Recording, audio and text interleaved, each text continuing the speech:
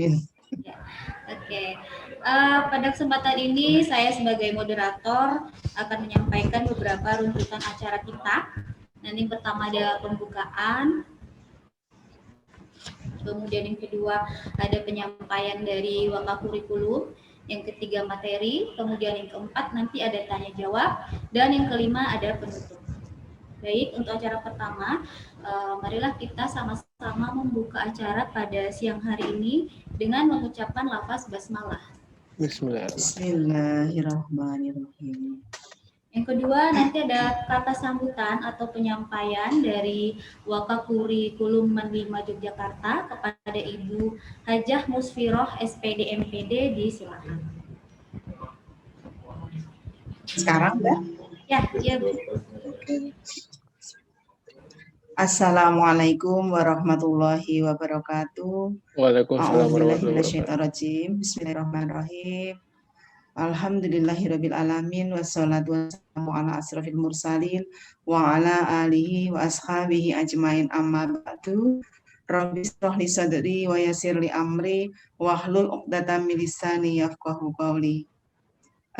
Pada yang terhormat Bapak dosen Ade Putranto Prastyo Wijarto Tunggali MA dan Ibu Yeni Yulianti STRKEP, serta pada Bapak Ibu guru pendamping dan juga Sivitas Akademika Unisa, dan anak-anakku para siswa kelas 12 MAN 5 Sleman, ya, serta para siswa dari MA atau SMA di wilayah DIY dan Jateng yang berbahagia.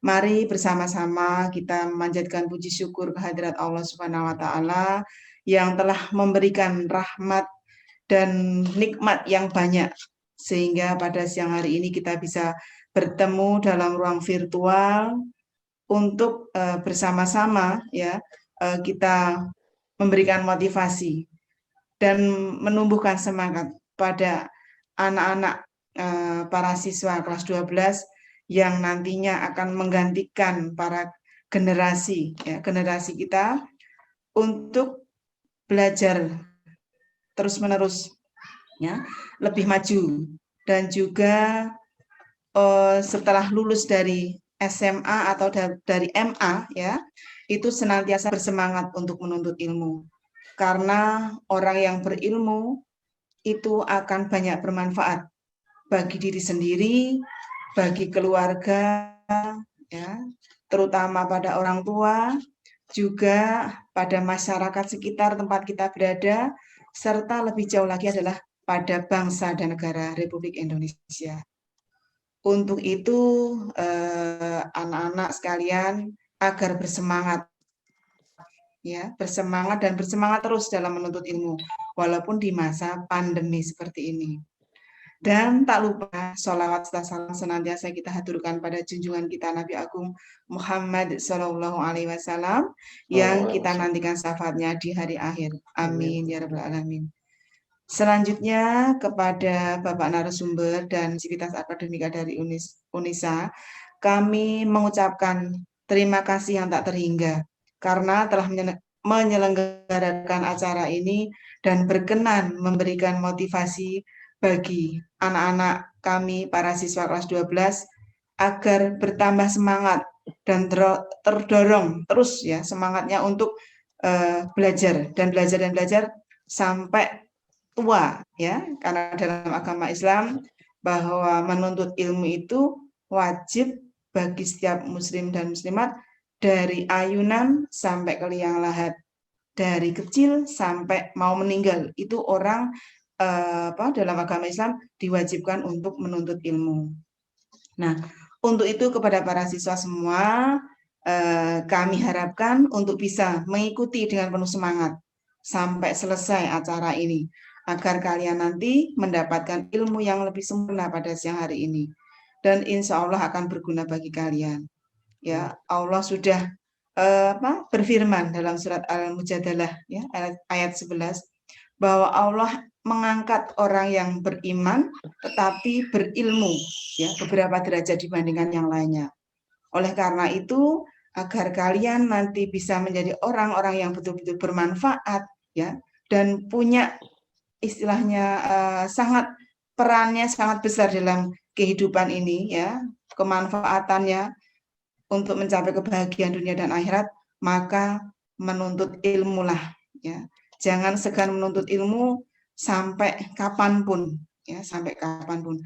Nah, semoga amal baik Bapak Ibu narasumber akan mendapatkan pahala yang berlipat ganda dari Allah Subhanahu wa taala. Amin ya rabbal alamin. Kiranya itu yang perlu saya sampaikan. Mohon maaf jika ada kata-kata yang kurang berkenan. Wabillahi taufiq wa hidayah. Assalamualaikum warahmatullahi wabarakatuh. Waalaikumsalam. Baik, terima kasih Ibu Hajah Musfiroh, SPD MPD. Selanjutnya materi. Nah, ini sangat menarik nih. Motivasi kuliah perguruan tinggi. Nanti akan disampaikan langsung oleh Bapak Ade Putranto MA. Bapak Ade ini adalah dosen S1 Ilmu Komunikasi Unisa Yogyakarta. Kepada Bapak Ade, disilakan. Ya. Bismillahirrahmanirrahim. Assalamualaikum warahmatullahi wabarakatuh. Waalaikumsalam.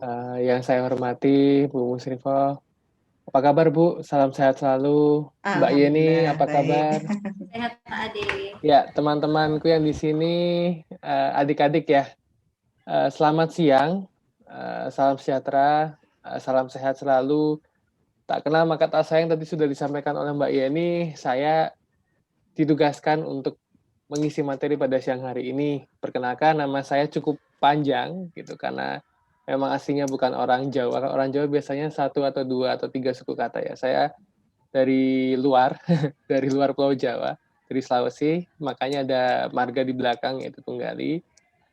Kemudian di Unisa, selain mengajar di S1 Ilmu Komunikasi, juga mengajar di mata kuliah lain Fakultas Kesehatan, yaitu Komunikasi Kesehatan untuk radiologi. Nah, mungkin itu sekilas. Nanti kalau ada tanya jawab tentang profil, monggo dipersilakan. Untuk mempersingkat waktu, ini temanya tadi motivasi kuliah di perguruan tinggi ya? Ya Pak. Oke, baik.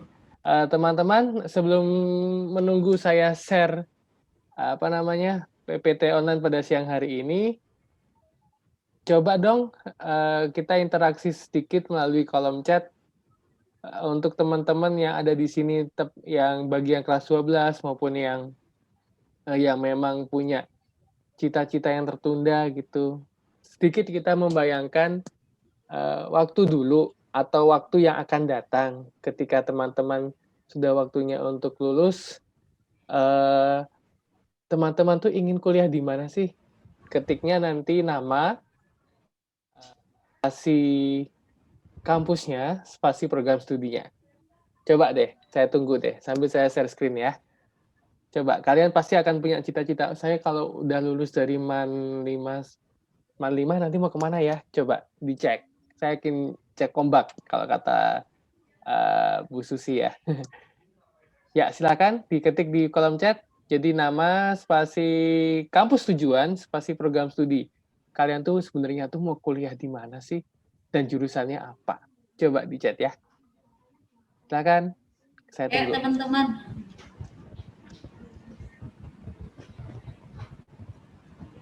Oke, udah terlihat ya subscribe-nya ya? Terlihat. Oke. Ya. Sebenarnya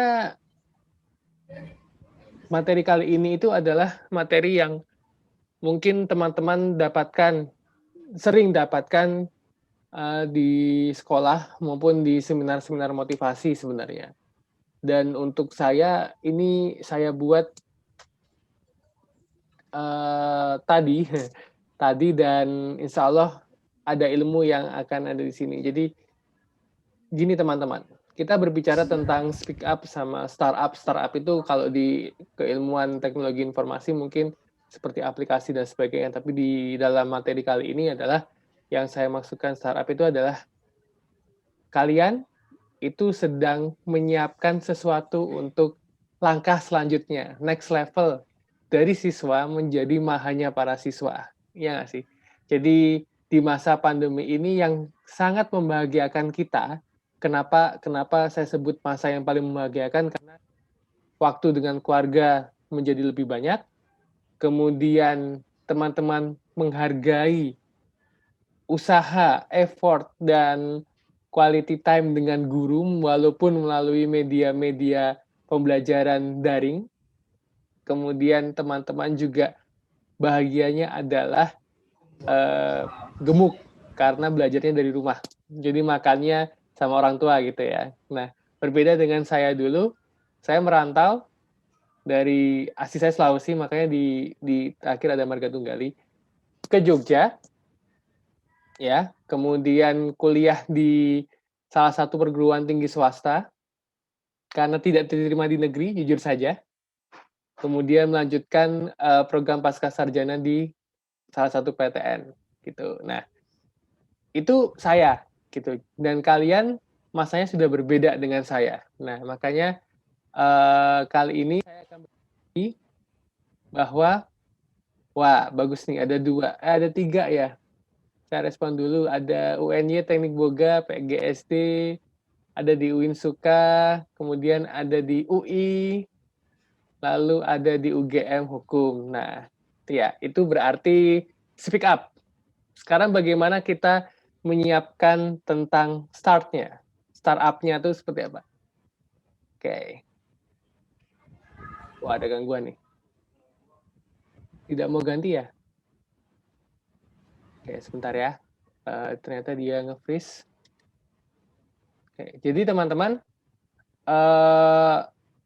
harusnya teman-teman yang sudah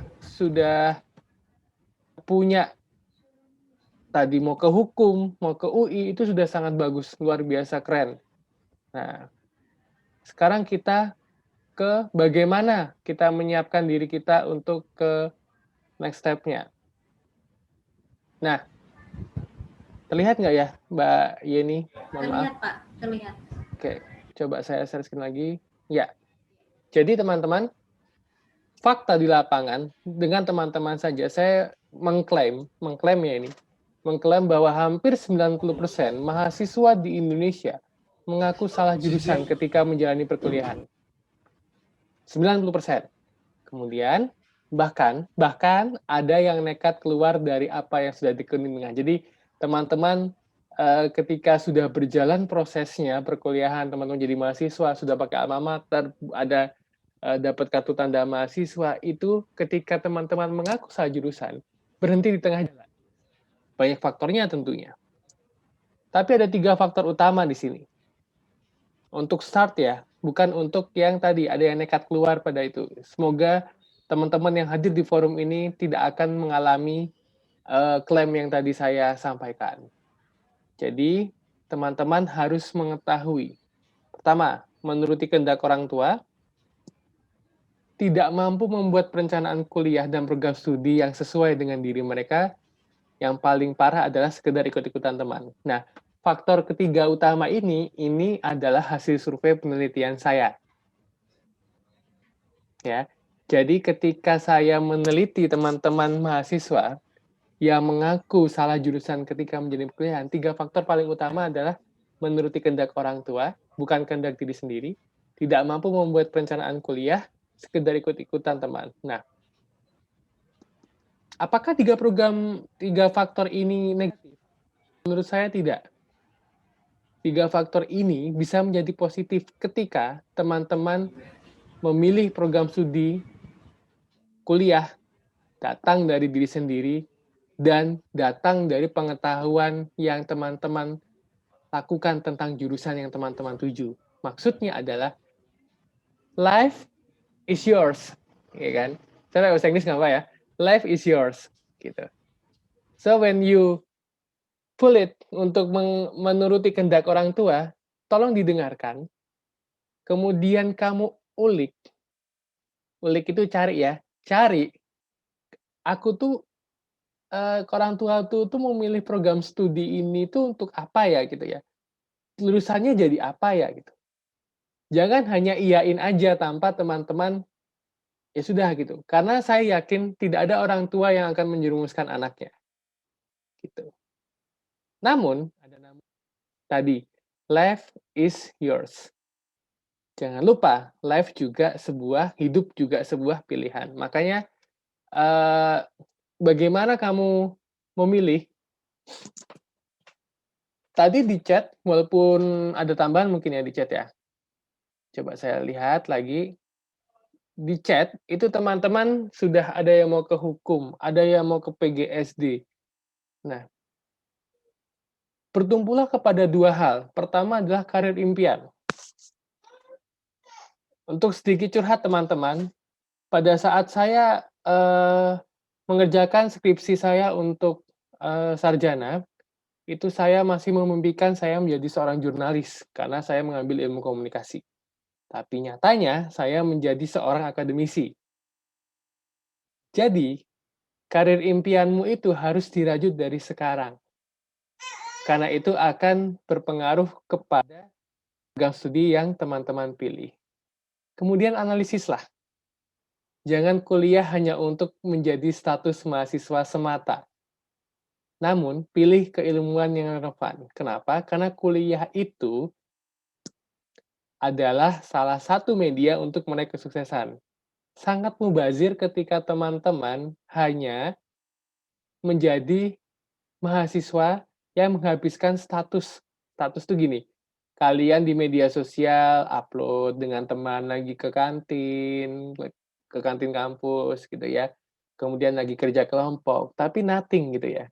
Tidak ada sangkut pautnya dengan masa depan kamu. Jadi tadi life is choice, life is yours. Makanya teman-teman, ketika teman-teman memilih, teman-teman harus memilih juga apa sih karir impian? Apakah salah ketika saya sekarang mau menjadi kreator, Pak? Tidak. Apakah salah ketika saya sekarang ingin menjadi podcaster, Pak? Enggak salah juga. Kalau itu karir impianmu, maka kuliahlah. Bahkan ketika teman-teman ingin membuka sebuah coffee shop, itu juga harus kuliah yang relevan, yaitu manajemen. Karena kalian juga harus mengetahui ilmunya, tidak hanya sekedar merajut mimpi tapi tidak ada kekuatan usaha di dalamnya. Jadi, kuliah itu penting dengan kuliah yang sesuai keilmuan yang menjadi pilihan teman-teman. Makanya, pasti Bapak Ibu guru di sekolah itu sudah seperti, koreksi kalau saya salah ya Bu Musrifah ya, pasti sudah mengadakan penelusuran minat dan bakat dan kemampuan siswa untuk nanti, oh si fulan itu cocoknya di hukum, oh si Asti cocoknya di PGSD, oh ada yang di matematika, itu pasti sudah di-screening dengan sekolah. Nah, Ya, itulah Bapak Guru BK. jadi di BK ya Bu ya. Ya. Jadi ada hasil rekomendasi. Namun, saya katakan sekali lagi, itu bukan resep yang harus langsung diikuti. Justru itu adalah gambaran teman-teman untuk memulai memilih program studi. Nah, dulu saya ketika mendaftar di program studi, saya memilih setidaknya 3 program studi. Nah, lalu cocokkan dengan dirimu, kamu tuh punya ketertarikan di mana gitu. Saya suka menggambar. Tidak lantas teman-teman masuk seni rupa. Menggambar apa dulu nih? Kalau menggambar gedung ya arsitek. Di Unisa kebetulan ada arsitek. Kayaknya itu cuap-cuap, Pak. Karena saya sering buat status saya di mana, halo guys, apa kabar? Saya lagi di rumah sedang isolasi mandiri. Oke, nggak masalah. Berarti teman-teman ingin mengembangkan yang namanya public speaking karena bicara di depan media, apalagi orang. Karena itu teman-teman boleh memilih ilmu komunikasi, di Unisa juga ada. Pak, saya ingin menjadi garda terdepan untuk melawan pandemi ini, Pak. Garda terdepannya bagaimana nih, dokter, perawat, atau apa? Katanya dokter itu sulit, Pak, ilmunya, maka perawat aja. Di Unisa ada, bahkan kemarin dapat rekor muri. Nah, jadi pilihlah Pak program studi paling nggak 3. For your information, ini sedikit promosi ya teman-teman, di Unisa itu boleh loh milih 3 program studi. Itu kesempatannya teman-teman. Terus kemudian cocokkan dengan dirimu tadi, lalu pertimbangkan luar. Input dari luar itu untuk dipertimbangkan, bukan untuk menjadi decision making. Pak, boleh nggak saya kuliah satu kampus dengan teman spesial saya? Boleh, tidak ada yang salah. Namun, pilihan tetap di teman-teman. Makanya, tadi itu bukan resep. Tapi, kalian harus sadar, kalian itu ingin kuliah di mana, ingin menjadi mahasiswa yang seperti apa, dan ingin menjadi sarjana yang seperti apa. Oleh karenanya, tips pertama, atau trik, atau panduan pertama, itu adalah eksplorasi. Ya, kepo, kalau bahasa sekarang ya. Eksplorasi. Pertama, sebenarnya ini kalau saya memilih program studi A, B, dan C itu apa yang akan dipelajari? Ya kan? Kedua, apa aja mata kuliahnya? Gitu ya. Yang ketiga, berapa lama sih jenjang pendidikannya? 4 tahun, 4,5 tahun, atau justru malah 8 tahun? Lalu, apa fasilitas yang mendukung perkuliahannya? Bagaimana akreditasi program studi yang dituju? Akreditasi itu adalah klaim dari Kementerian Pendidikan, dalam hal ini BAN-PT atau Badan Akreditasi Nasional Perguruan Tinggi, yang menyatakan program studi itu unggul, baik, atau kurang. Jadi dianalogikan dengan huruf A, B, dan C. Gitu ya, itu akreditasi, for your information. Kemudian 6, seketat apa persaingannya, lalu apa aja syarat dan ketentuannya, pendaftarannya tentunya. Nah, explore dulu. Oke, Mbak Yeni, saya minta tolong ketika teman-teman untuk menjawab 1-7 poin ini, brosurnya Unisa Yogyakarta kirim ke kolom chat filenya. Jadi nanti teman-teman bisa tahu untuk eksplorasi. Kita praktek langsung ya. Teman-teman baca brosurnya Unisa, karena saya nggak punya brosurnya kampus lain, saya cuma punya Unisa. Jadi untuk bahan praktek teman-teman, nah, nanti teman-teman lihat mata kuliahnya apa, berapa lama, fasilitasnya apa, akreditasinya bagaimana, kemudian seketat apa persaingannya, dan apa saja syarat ketentuan pendaftarannya. Gitu. Cerita sedikit teman-teman, dulu waktu saya mengeksplorasi, saya belum dibekali media sosial seperti sekarang ini. Belum ada Instagram. Baru ada kalau nggak salah Friendster atau Facebook ya. Jadi saya termasuk generasi lama ini. Gitu ya, belum ada Instagram, Twitter sudah ada tapi jarang memakai. Nah, yang bisa saya lakukan tuh saya masih memakai brosur cetak. Jadi saya langsung ke kampusnya, kemudian lihat-lihat suasana kampus, kemudian saya minta brosurnya, kemudian nongkrong aja di kampus, nggak ngapa-ngapain. Ada 4-5 kampus di Jogja, dan alhamdulillahnya kita ada di kota pelajar yang masih terbaik di Indonesia. Jadi teman-teman kalau mau main kampus, gampang sekarang, karena ada media YouTube. Kalian bisa melihat gedungnya walaupun hanya dari media sosial, tidak lantas langsung karena kita masih PSBB ya. Gitu. Nah, ekspor. Boleh dari webnya juga di web-web kampus itu boleh. Jadi how to explore. Jangan kekuatan eksplorasi ini kalian gunakan untuk hal-hal yang tidak berguna seperti scrolling. Kalau tidak percaya cek HP kalian, berapa jam waktu yang kalian butuhkan untuk scrolling status orang lain di media sosial Instagram, Twitter, dan sebagainya. Hal itu tentunya tidak berguna. Explore yang berguna adalah explore untuk mencari informasi baik untuk masa depan kalian. Tentunya eksplorasi tentang kampus. Nah, itu yang pertama ya, kita eksplorasi dulu. Setelah eksplorasi, diskusi dengan orang tua. Ya, saya naruh joke di sini. Diskusi orang tua ini adalah salah satu hal yang mungkin teman-teman jarang lakukan gitu ya. Karena orang tua pasti akan followin teman-teman gitu. Kalau teman-teman mau ke UI, mau ke UGM, mau ke Undip, silakan. Tapi diskusi dengan orang tua ini adalah satu step setelah kalian eksplorasi penting. Saya kasih gambar Najwa Shihab dengan kursi kosong, itu maksudnya adalah teman-teman biasanya jarang ngobrol dengan orang tua masalah sepenting ini gitu ya, gitu. Jadi teman-teman harus membiasakan diri untuk bagaimana sih ada nggak sih seni berbicara dan diskusi dengan orang tua terkait pilihan masa depan kampus? Gitu. Jadi teman-teman, bagi ibu atau orang tua atau wali yang apa namanya bertanggung jawab atas teman-teman gitu ya, dan sehat walafiat, saya doakan semuanya sehat di masa pandemi ini. Itu teman-teman harus sering menjalin komunikasi yang baik, diskusi. Yang teman-teman katakan di awal adalah beritahu alasannya kenapa kalian memilih kampus ini, program studi ini, dari hasil eksplorasi tadi.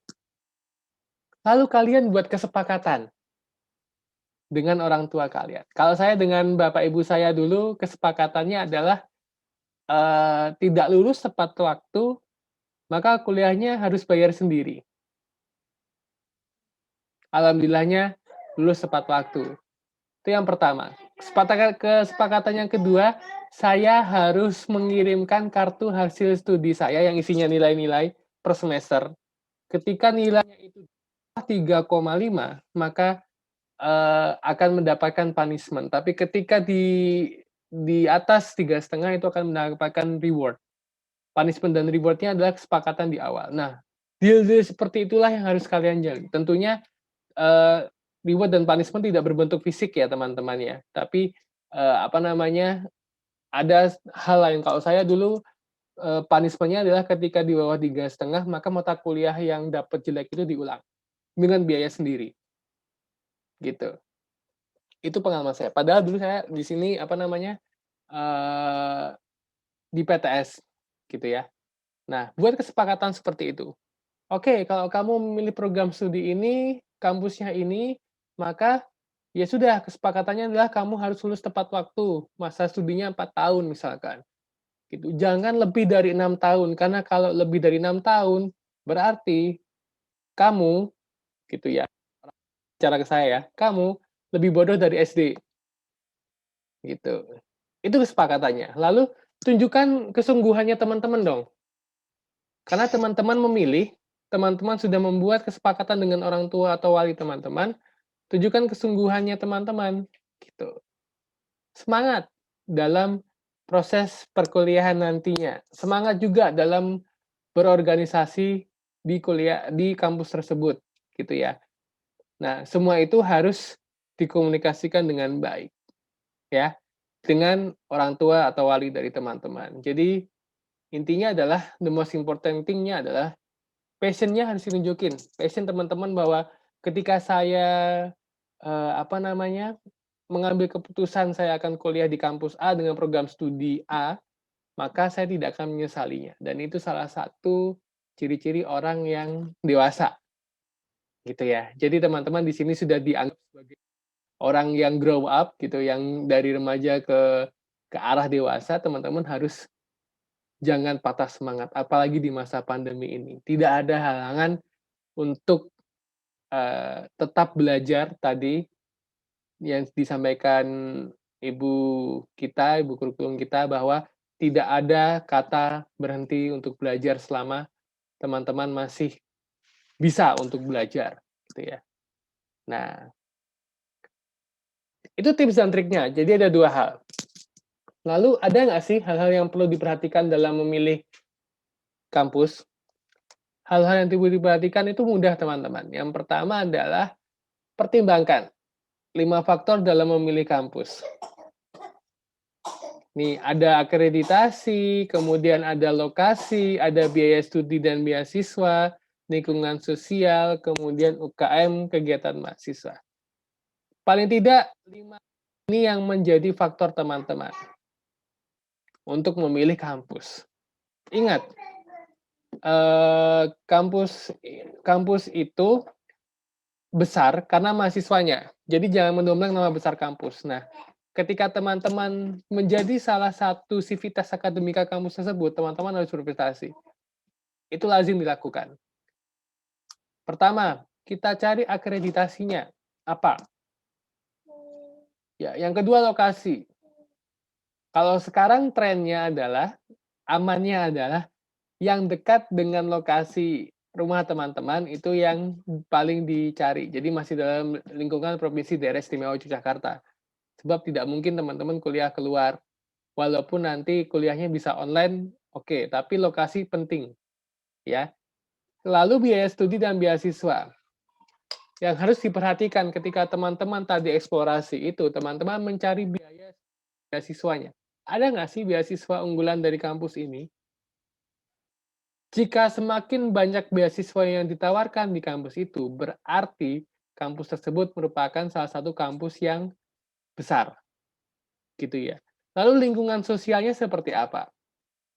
Sebagai contoh Unisa Yogyakarta, lingkungan sosialnya tentu dia berada di perguruan tinggi Muhammadiyah Aisyah ya. Jadi menurut hemat saya, walaupun Unisa Yogyakarta itu tidak hanya menerima dari agama Islam, jadi menerima dari agama selain Islam, itu lingkungan sosialnya masih menjanjikan untuk menambah karakter teman-teman. Bahkan kalau tidak salah ada program untuk peningkatan hafalan Al-Quran di Unisa Yogyakarta dan juga PTN lainnya di UAD UMY gitu. Lalu unit kegiatan mahasiswa. Ini penting, kenapa? Karena ketika teman-teman di kuliah itu jadi mahasiswa yang kuliah pulang atau kupu-kupu ya. Jangan jadi yang seperti itu. Nah, jadilah mahasiswa yang aktif di organisasi dan juga aktif pula di kegiatan UKM mahasiswa lainnya gitu. Nah, oke. Itu teman-teman. Jadi ada 5 hal yang harus dipikirkan untuk masuk perguruan tinggi. Nah, lalu kita tambah N di belakangnya. Harus masuk perguruan tinggi negeri atau PTN? Ya, kita coba lihat jalurnya. Ada SNMPTN, ada SBMPTN, ada jalur masuk mandiri dan juga prestasi. Jalur ini, siapa yang mengaksesnya? Kalau tidak salah, masih bisa diakses angkatan di atas teman-teman ya. Entah 2 angkatan atau 1 angkatan. Nanti mohon dikoreksi kalau saya salah, tapi di SNMPTN, SBMPTN yang sudah berjalan sekarang, klausul itu ada. Nah, pertanyaannya sederhana, harus po? Gitu ya. Nah, kalau saya dulu menganggapnya pada saat saya idealis seperti teman-teman, saya tidak memungkiri bahwa harus masuk PTN. Gitu. Ya. Harus masuk PTN, kenapa? Karena menurut saya itu keren. Hanya alasan sesimpel itu. Sangat idealis. Gitu ya. Namun, jalur masuk SNMPTN, SBMPTN, Mandiri, dan Prestasi ini merupakan jalur yang tidak mudah untuk diakses oleh teman-teman. Ya, tidak semua orang beruntung, maksud saya seperti itu. Ketika saya berpikir seperti itu, akhirnya saya memutuskan ke swasta. Kenapa saya memutuskan ke swasta? Sebab saya meyakini, ya 55%, saya meyakini bahwa mahasiswa lulusan perguruan tinggi swasta itu tidak kalah bersaing kok dengan perguruan tinggi lainnya. Gitu. Lalu tidak semua stereotip yang melekat di PTS itu terjadi gitu ya. Nggak semua juga dari keluarga yang mampu, enggak gitu. Biasa-biasa saja. Kemudian mahasiswa PTS bukanlah mahasiswa yang kurang pintar, tidak juga. Karena yang jadi masalah adalah bagaimana teman-teman itu menjadi pintar, bukan insecure bahwa teman-teman masuk PTS daripada PTN. Enggak. Jadi jangan pernah membandingkan antara PTS dan PTN. Dimanapun teman-teman kuliah, yang mau saya katakan, dimanapun teman-teman kuliah, mau itu PTN atau PTS, yang jadi permasalahan utama adalah teman-teman benar-benar kuliah atau tidak. Gitu ya.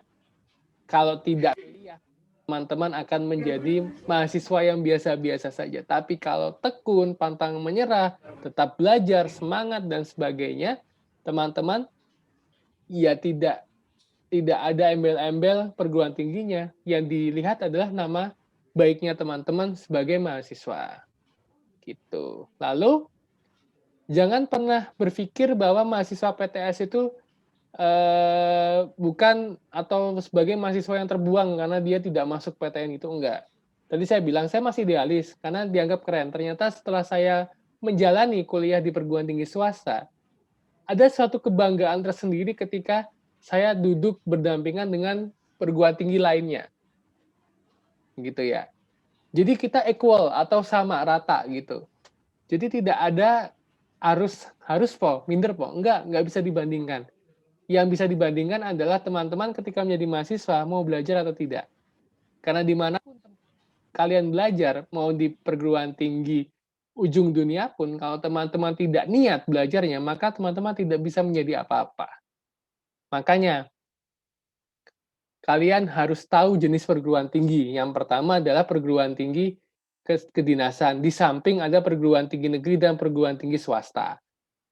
Kalau tidak salah yang paling favorit itu masih STAN ya. Tapi ada lainnya kok, ada STPN, ada STIS, ada STTN, ada Sialan, ada Sekolah Tinggi Badan Intelijen Negara juga, gitu STIN kalau tidak salah, kemudian ada Akpol dan sebagainya. Nah, jenis perguruan tinggi kedinasan ini juga menjadi salah satu alternatif ketika teman-teman tadi itu sudah mengeksplorasi.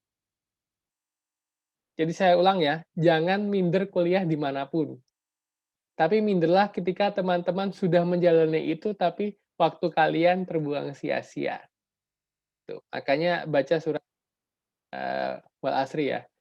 Kalau manusia itu merugi ketika tidak bisa memanfaatkan waktu dengan baik-baik, sebaik-baiknya. Nah, lalu pelajari juga bagaimana pendidikan vokasi itu menjadi salah satu perguruan atau program studi yang diminati. Kalau di Unisa ada vokasinya nggak ya, Mbak Yeni ya? Ada kalau nggak salah, dan itu jadi salah satu favorit. Halo Mbak Yeni? Oke, jadi teman-teman pendidikan vokasi itu perbedaannya sederhana.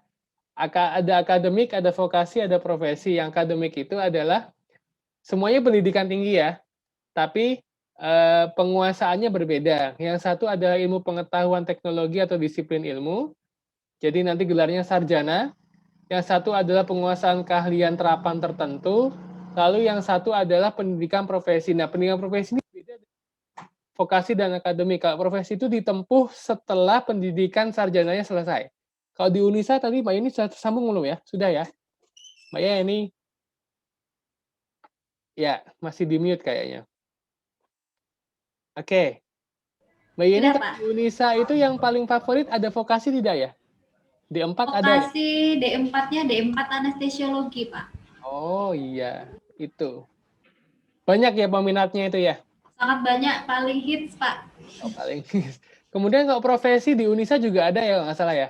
Juga ada, kita ada profesi kebidanan dan keperawatan. Nah, tuh, itu ditempuh setelah sarjana kan?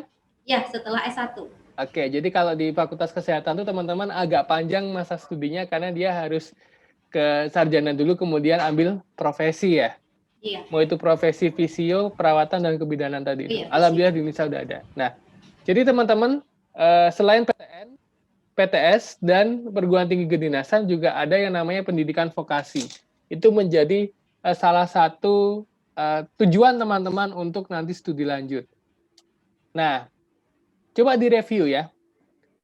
Ini mirroring saya ke teman-teman. Jadi kalau teman-teman milih pendidikan vokasi, itu ya teman-teman, jika kamu ya, biasanya cowok-cowok ini banyak yang ke vokasi.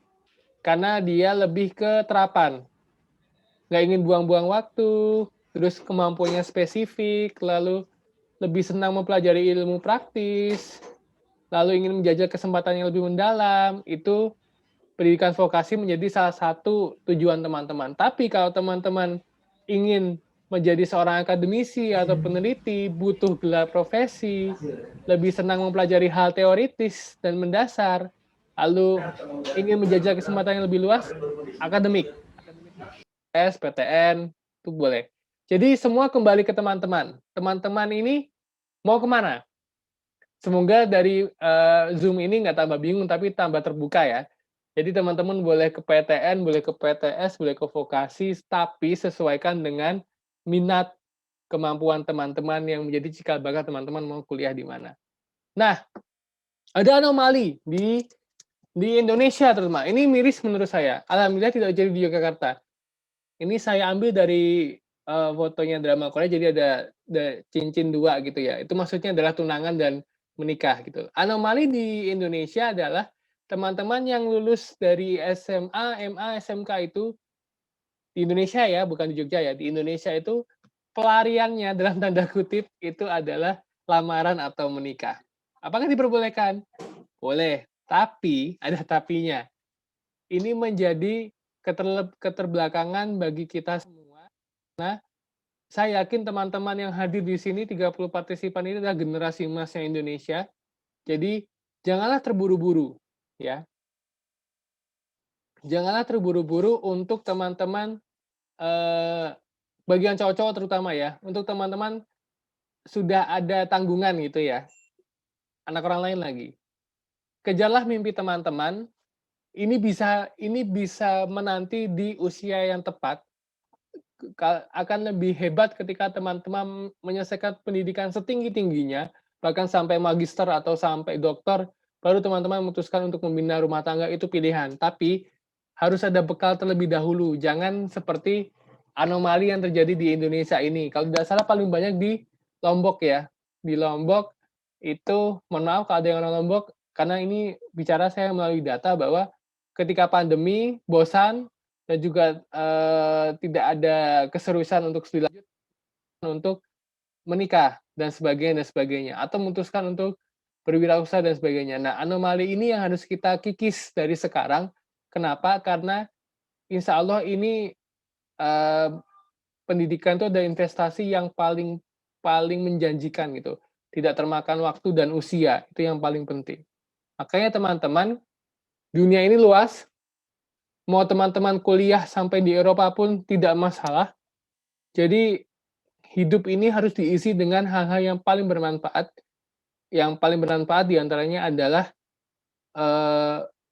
ilmu, ya. Jadi gejala ilmu sampai ke negeri Cina itu maksudnya adalah explore the world. Jadi hidupnya teman-teman itu benar-benar bermanfaat bagi diri sendiri dan orang lain gitu. Itulah esensi dari bagaimana teman-teman itu dapat menjadi seorang mahasiswa pada nantinya. Lalu di kuliah itu beda dengan di SMA ya, gitu. Jadi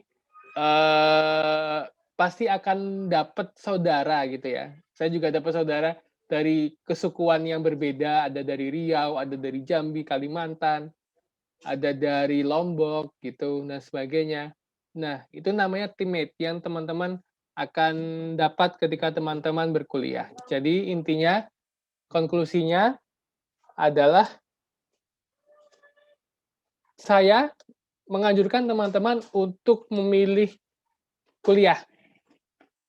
Mau kuliah di mana, itu pilihan teman-teman. Jangan memilih selain itu. Kenapa? Karena hidup teman-teman itu masih di generasi emas, ya, di usia-usia produktif, gitulah. Istilah usia-usia produktif itu dengan bagaimana teman-teman seorang mahasiswa yang hebat, lulusan sarjana yang luar biasa, yang insya Allah nantinya akan menjadi ulil amri di Republik ini, gitu ya. Jadi menggantikan saya, Bu Musfiroh pada nantinya, yang berkemajuan tentunya, kemudian yang profesional, dan insya Allah juga yang Qur'ani. Gitu ya. Itu saja dari saya, terima kasih. Kalau ada pertanyaan, monggo. Kemudian, karena saya dari Unisa, mohon izin untuk promosi sedikit. Bahwasannya tidak banyak, teman-teman saya suruh eksplorasi di mana Unisa itu, bagaimana Unisa itu, agar nantinya teman-teman bisa mendapatkan gambaran bahwa teman-teman menjadi calon Unisa muda yang benar-benar memilih dengan kehendak hati. Gitu ya. Terima kasih, kurang lebihnya saya mohon maaf. Wabillahi taufiq wal hidayah. Assalamualaikum warahmatullahi wabarakatuh. Waalaikumsalam warahmatullahi wabarakatuh. Terima kasih Pak Ade. Baik teman-teman, mungkin ada pertanyaan. Nah, jadi nanti penanya terbaik akan mendapatkan door prize nih. Ya, boleh raise hand atau bisa juga ketik di ruang chat. Pak Ade, ini ada pertanyaan dari YouTube. Oh. Dari Dwi Suryandari. Jadi kita juga live YouTube ya. Assalamualaikum Kak, mau nanya bagaimana kalau jurusan kita itu sudah sesuai dengan passion kita, bukan hanya sekedar ikut-ikutan. Mungkin maksudnya bagaimana membedakan bahwa jurusan kita yang kita pilih itu benar-benar sesuai dengan passion kita. Gitu. Bagaimana? Sorry, putus-putus Mbak Yeni. Bagaimana cara membedakannya bahwa jurusan yang sudah kita pilih itu benar-benar sesuai dengan passion kita nantinya. Oke. Ini sebenarnya kalau dosen psikologi bisa jawab lebih baik daripada seorang komunikator ya. Ya, jadi bagaimana cara membedakannya adalah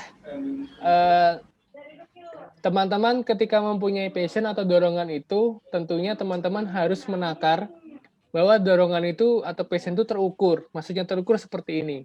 Teman-teman ingin menjadi dokter, gitu ya. Dokter umum.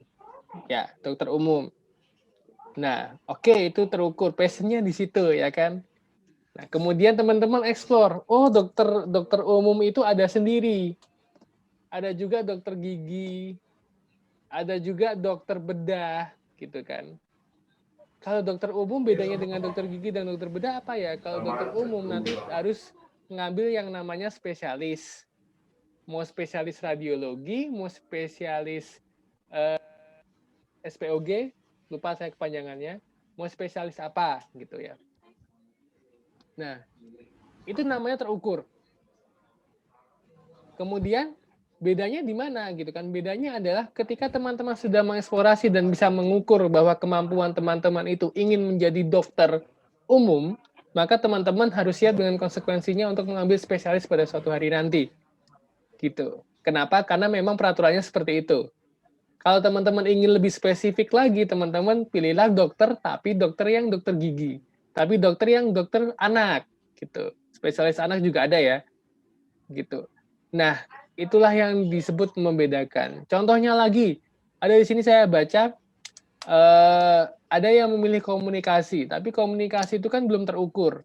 Kenapa belum terukur? Karena di dalam komunikasi itu ada konsentrasi. Ada yang ke public relation, ada yang ke penyiaran atau broadcasting, ada yang ke perikanan. Nah, teman-teman milih yang mana? Passionnya.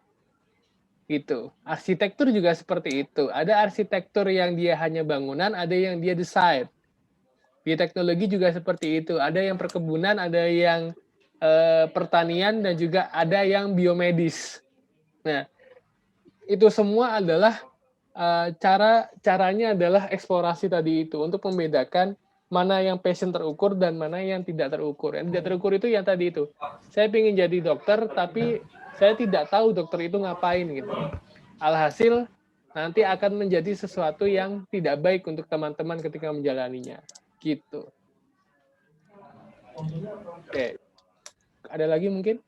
Oke, ini ada lagi Pak dari Dwi Septiani. Pak, bagaimana nih cara agar diri kita yakin dengan jurusan yang kita pilih? Kalau saya itu tak selawatin sama dulu. Dulu saya selawat sama istiqoroh aja. Kalau saya yakin dengan itu gitu loh. Ya, bagaimana cara agar diri kita yakin dengan jurusan yang kita pilih? Ini pertanyaannya sungguh-sungguh filosofis sekali ya. Gitu. Tapi kalau saya jujur, saya selawatin sama saya istiqoroh. Jadi alhamdulillahnya benar-benar masuk di ilmu komunikasi. Dulu gini teman-teman, saya tidak yakin dengan ilmu komunikasi dulu loh. Itu. Saya yakinnya ke jurusan kalau tidak salah hubungan internasional.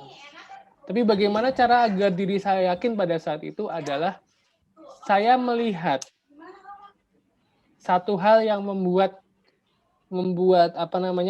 saya berpikir bahwa saya harus masuk ke ilmu ini, ilmu komunikasi.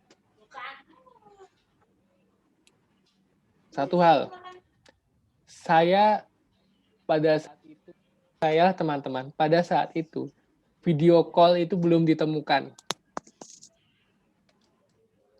Tahun berapa, Pak? Saya masuk kuliah itu tahun 2009 tuh udah ada belum ya? Kalau menurut saya belum ada deh video call itu. Masih BBM ya, Pak? Iya, pasti BBM. Itu belum ada. Jadi kalau kita masih pakai PIN itu teman-teman ya, kalau nggak salah ya.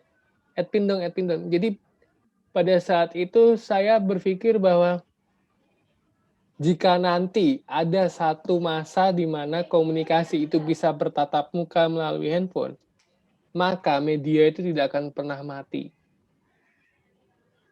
Benar teman-teman. Koran nggak bisa mati gitu kan, walaupun sudah ada koran online. Ya nggak sih? Nah, saya ke diplomat, kalau jadi HI kan jadi diplomat. Gimana nanti kalau jadi dari diplomat, berarti skupnya cuma ngomong-ngomong aja gitu kan. And English of course gitu. Harus mempelajari berapa budaya dan bahasa. Kalau nggak salah ada alasan kenapa Vicky Naki bisa mendapatkan seorang Dayana gitu ya, teman-teman ngikutin ya. Itu dari keilmuan komunikasi gitu ya, bukan dari HI. Ada juga kenapa kok seorang Najwa Shihab yang tadinya dia kuliah di hukum itu menjadi jurnalis komunikasi. So saya menemukan satu teori yang itu saya apa namanya?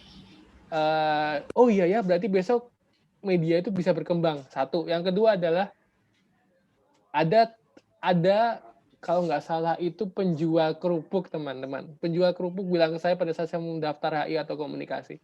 Pas saya mau beli kerupuk, ditanyain, Mas mau jual kemana gitu kan? Mas mau kemana gitu?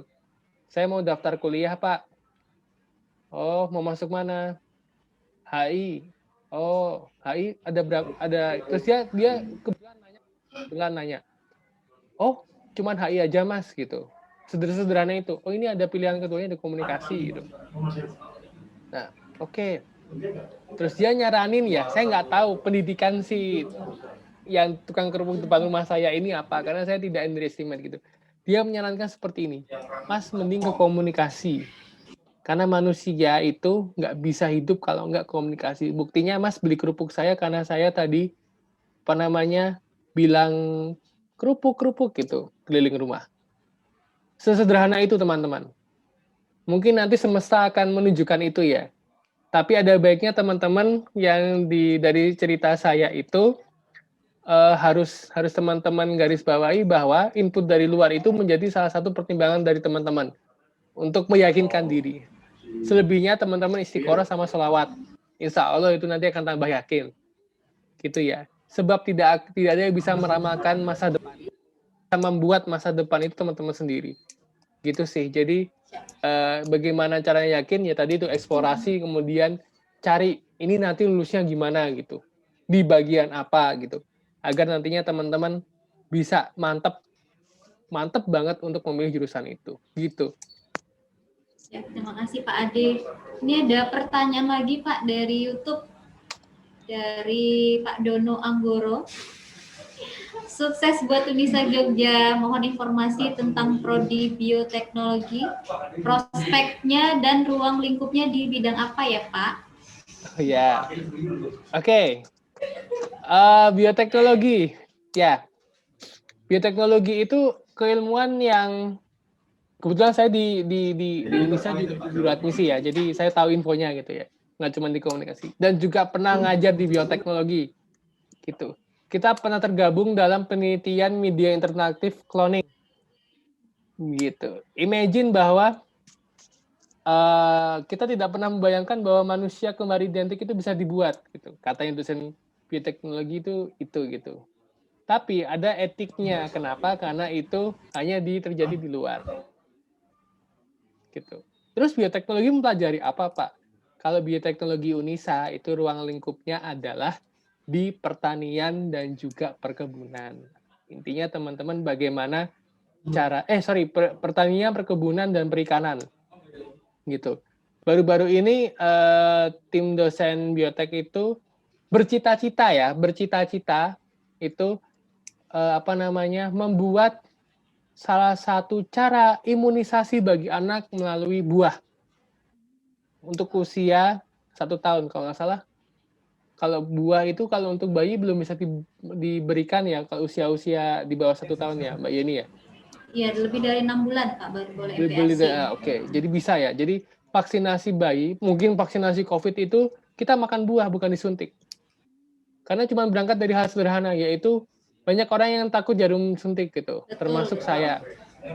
Jadi kita makan buah itu udah kayak divaksin gitu. Nah, artinya bahwa bioteknologi itu ruang lingkupnya dalam mempelajari tentang gen, mutasi gen, dan juga tentang rekayasa genetika.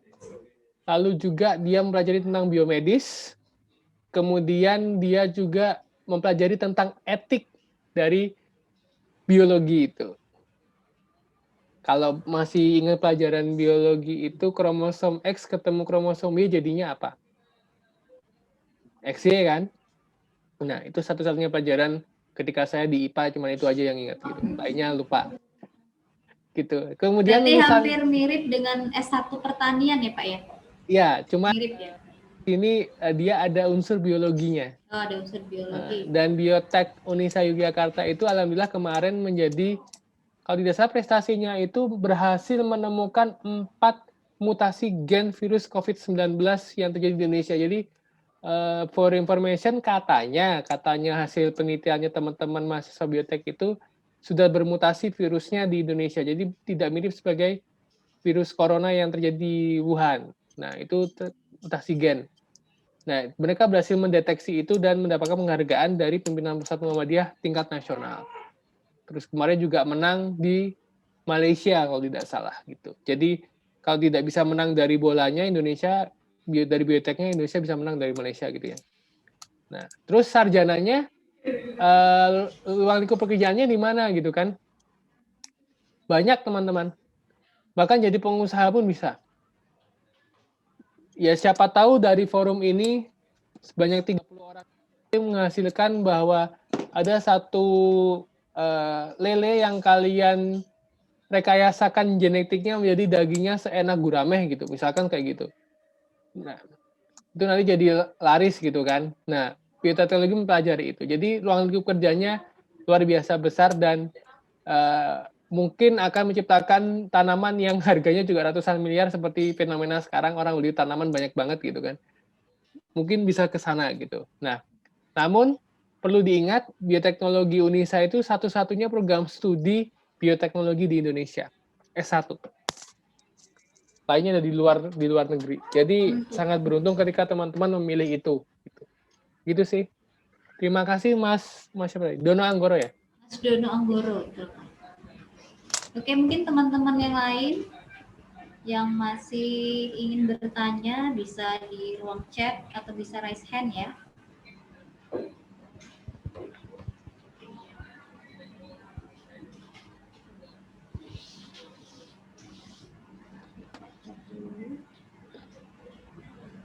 Ya, dari Mbak Niken Fatika.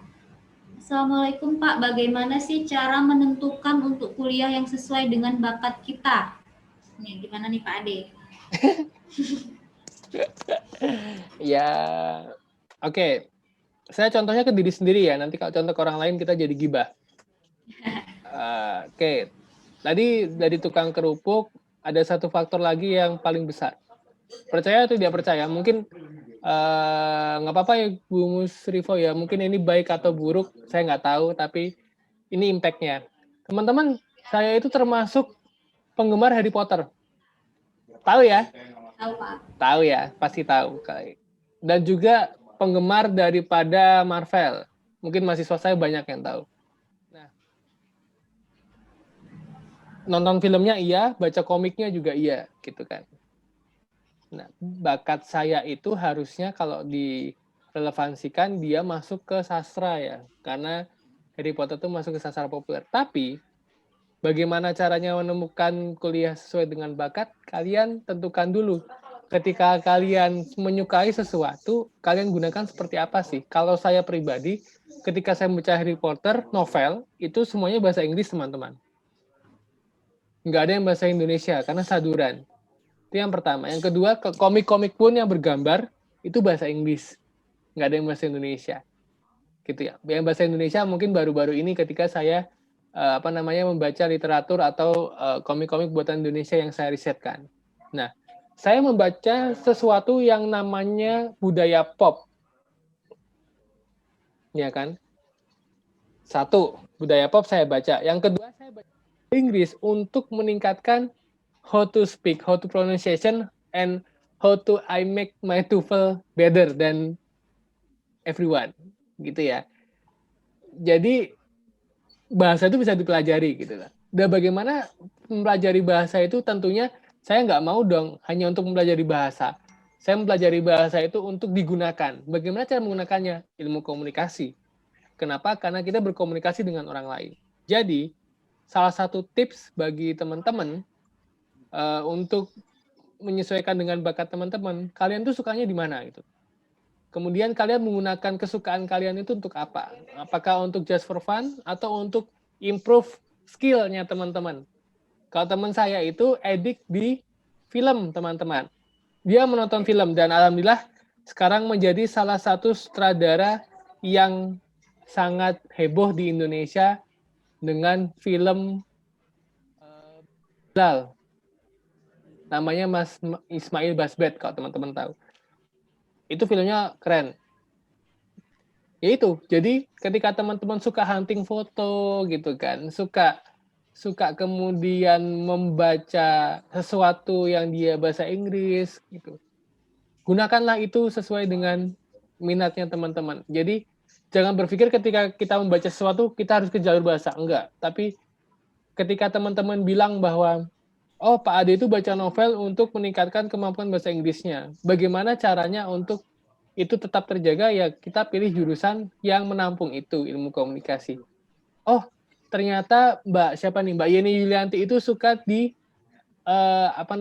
di acara-acara. Dia ke Festival Kesenian Yogyakarta atau ke acara Asian Games gitu.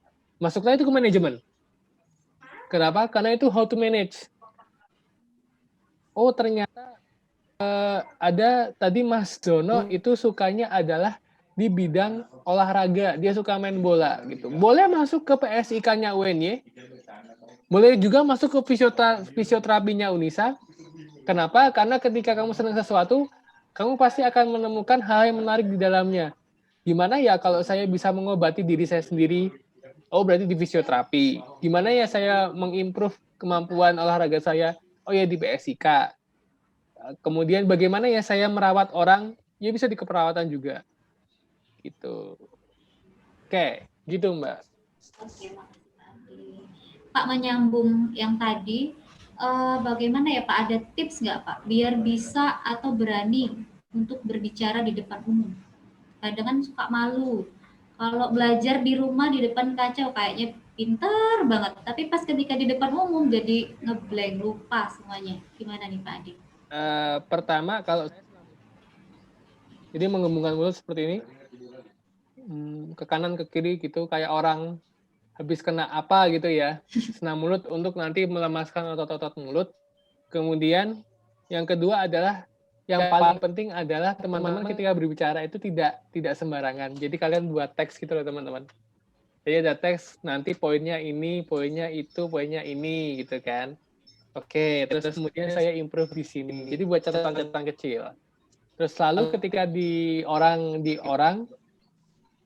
ya itu pengalaman ya paling penting. Tapi tipsnya adalah ketika ingin melakukan kegiatan public speaking, yang teman-teman lakukan adalah menumbuhkan rasa percaya diri. Bagaimana caranya?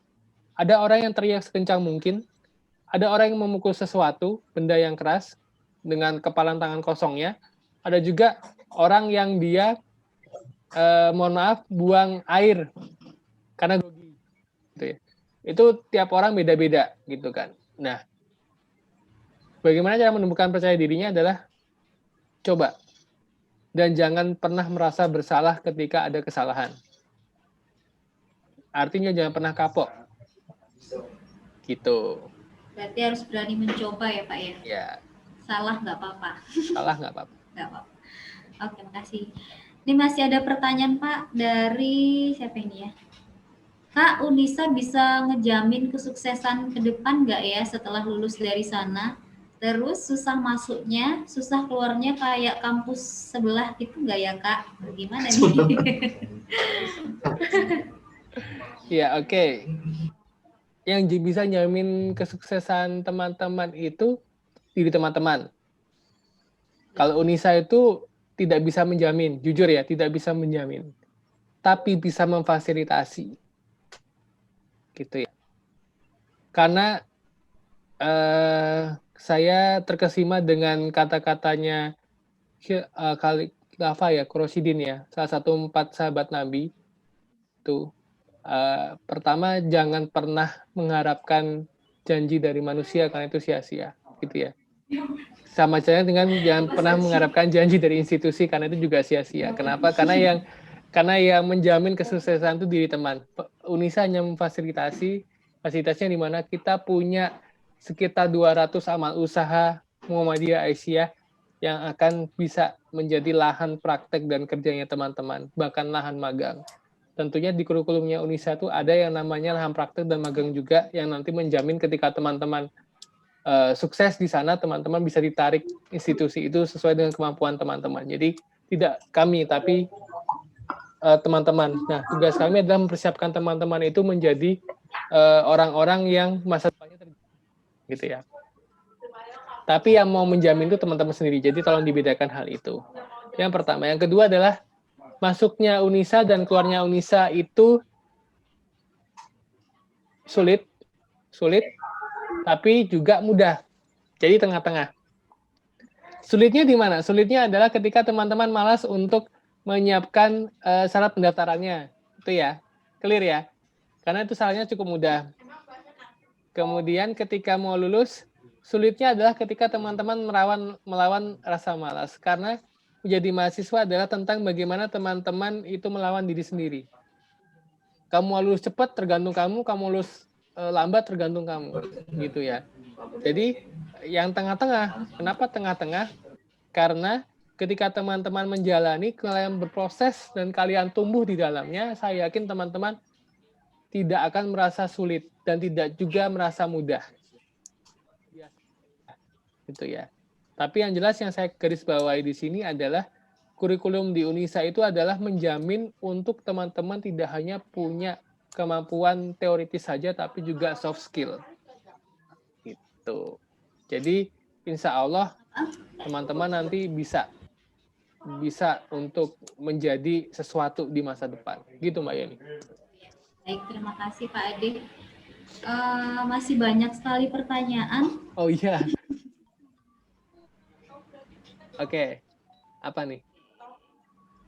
Dari ini Pak, dari Najma mungkin. Oh, di atasnya ada Budi Setiawan. Bedanya D4 keperawatan anestesi dengan S1 perawat apa ya Pak? Kalau D4 tadi kan Mbak ya, D4. Jadi Diploma dia ya, lebih Pak, spesifik ya? Gitu ya. Kalau D4 itu sama dengan sarjana terapan. Jadi ilmunya beda teman-teman. Kalau S1 keperawatan itu dia lebih ke umum general, keperawatan secara general. Kalau yang D4 keperawatan anestesi itu dia terapan di keilmuan anestesiologi atau pembiusan. Jadi kenapa itu sangat favorit ya? Tadi katakan Mbak ini favorit karena memang kebutuhan akan para anestesiolog itu luar biasa di Indonesia. Gitu. Jadi kita buka program studi itu dan alhamdulillah menjadi salah satu favorit. Jadi bedanya adalah yang satu keilmuan secara umum, yang satu keilmuan secara terapan. Walaupun ilmunya sama-sama dalam bingkai ilmu keperawatan. Gitu. Pak, bedanya perkuliahan di luar negeri sama di Indonesia itu gimana ya Pak Ade? Terus sulitnya kuliah di luar itu seperti apa? Wah, kuliah di luar negeri. Sulitnya adalah apa ya? Oke, bedanya perkuliahan di luar negeri sama di Indonesia. Jadi begini, paling membedakan adalah tentu kurikulumnya. Itu yang pertama. Yang kedua adalah kalau cara belajarnya sekarang sudah mirip. Karena di Unisa ada FGD, di sana juga FGD. FGD itu nggak kayak gini teman-teman. Saya menjawab pertanyaan teman-teman mendengarkan, terus kemudian chatting. Jadi saya cuma menjelaskan. Kalau di luar negeri atau di Unisa juga sudah menerapkan saya menjadi fasilitator teman-teman boleh berdiskusi tentang topiknya. Mengutarakan pendapat silahkan. Gitu. Jadi ada kelas-kelas kecil, kalau di kesehatan namanya kelas tutor Pak ya kalau nggak salah. Ya, tutor ya. Itu di Unisa sudah dipraktikkan itu. Kemudian tentu bedanya adalah challenges-nya. Kenapa? Karena penggunaannya jelas berbeda. Yang satu bahasa internasional, yang satu bahasa ibu Indonesia dalam hal ini. Nah, penggunaan bahasa internasional itu terkadang kita tidak mengerti dari cara pelafalannya.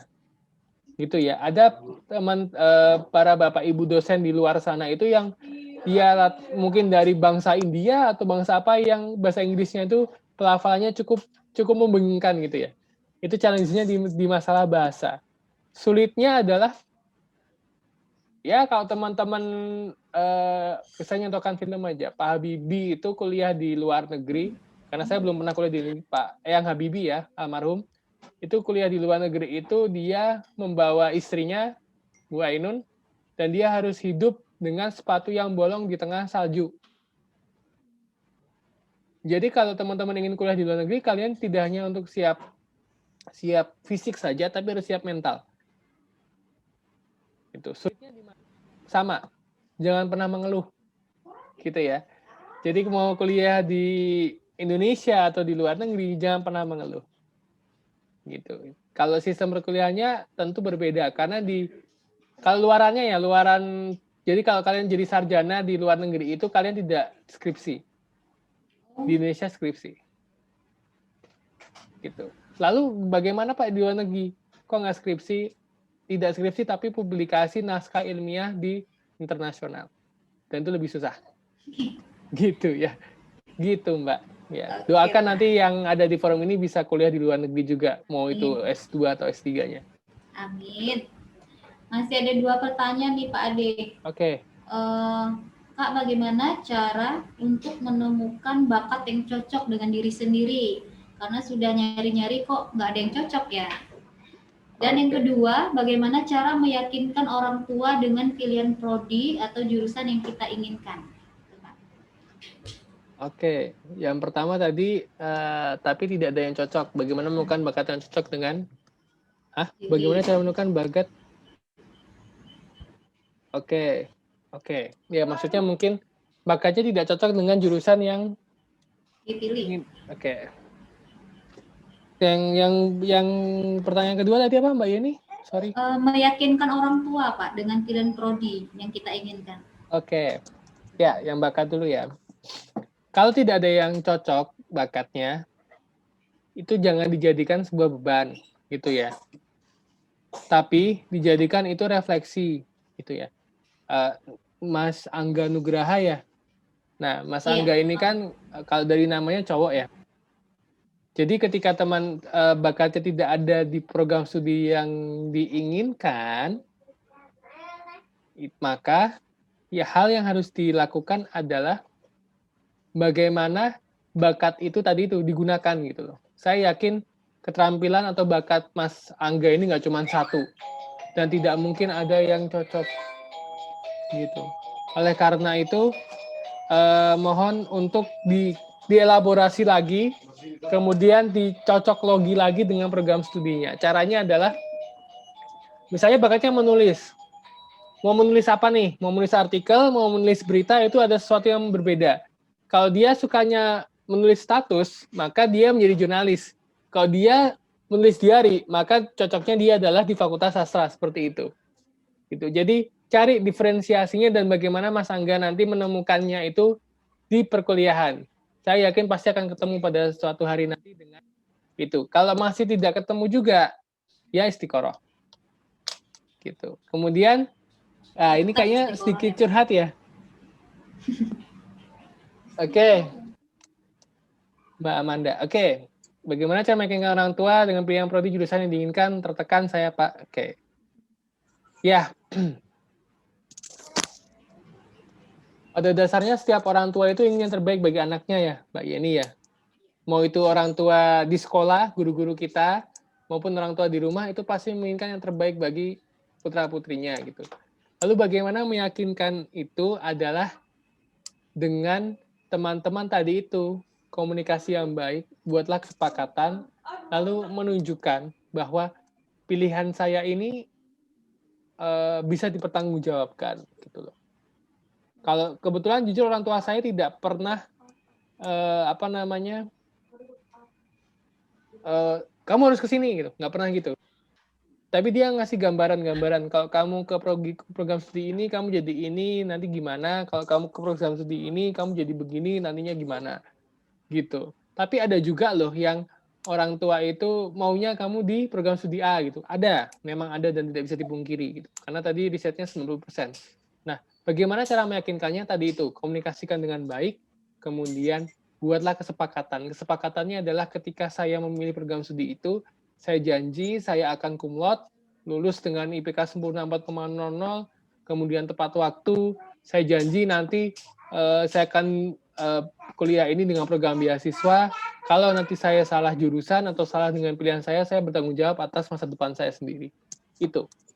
Jadi harus mantepin dari diri sendiri dulu, baru meyakinkan orang lain. Dulu saya juga seperti itu. Diarahkan diarahkan ke kedokteran, tapi saya sadar diri saya tidak sepintar itu komunikasi karena si tukang kerupuk tadi itu.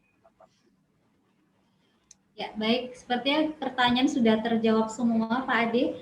Selanjutnya kita akan sesi foto bersama. Nah, pada teman-teman semua, silakan on kamera.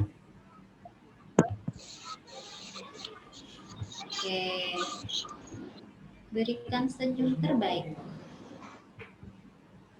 Udah ya. Ayo teman-teman.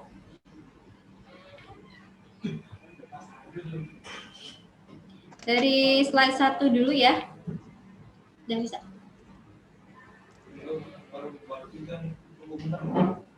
Ya, sambil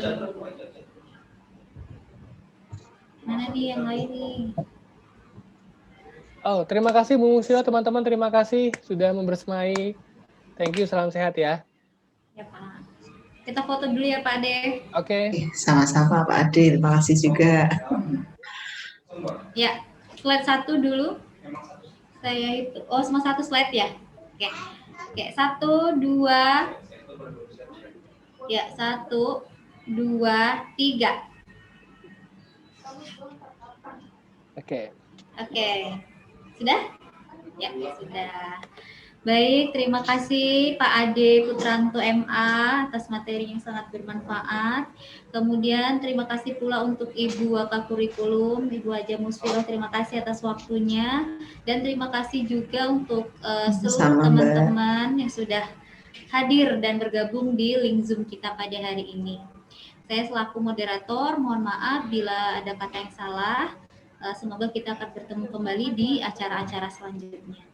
Wabillahi taufik wal hidayah. Wassalamualaikum warahmatullahi wabarakatuh. Waalaikumsalam warahmatullahi wabarakatuh.